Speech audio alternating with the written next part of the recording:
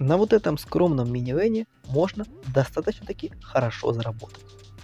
Так как на этой газельке мы с вами можем работать на работе, где нужно отвозить администрацию города, за которую платят достаточно-таки хорошую сумму денег. Если вы, допустим, будете вести администрацию с города Серпова до военной базы, вы получите 25 тысяч. 10 минут в одну сторону.